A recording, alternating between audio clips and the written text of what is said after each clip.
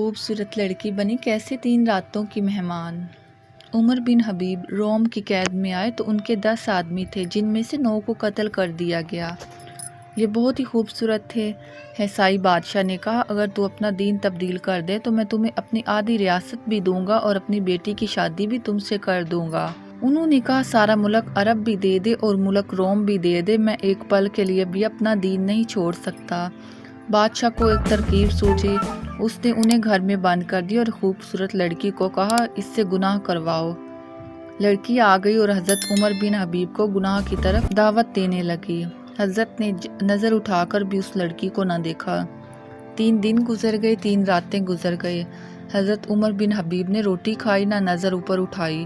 لڑکی نے کہا تو کیا بلا ہے، 3 دن سے نہ تو نے کچھ کھایا ہے نہ پیا ہے، نہ تیری نظر اٹھی ہے، کون ہے تو کیا ہے اور تمہیں کون روکتا ہے؟ انہوں نے فرمایا اب تو میرے لیے شراب بھی حلال ہے، جس سطح پر میری پیاس پہنچ چکی ہے، اور یہ گوشت بھی حلال ہے۔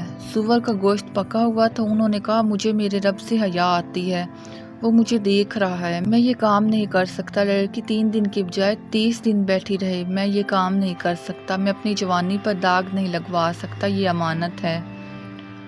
لڑکی نے کہا تیرے جیسے انسانیت کے تاج کو میں قتل نہیں ہونے دوں گی۔ لڑکی نے باہر نکل کر بادشاہ سے کہا سردار تو نے مجھے کس کے پاس بھیجا ہے؟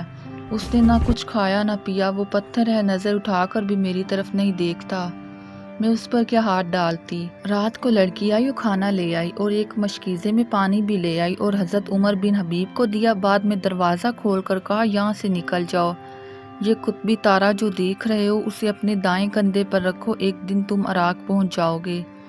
یہ کردار تھا جس نے صحرا نشینوں کو کیسر و کسرا کے اوپر جھنڈے گاڑنے کی طاقت عطا فرمائی۔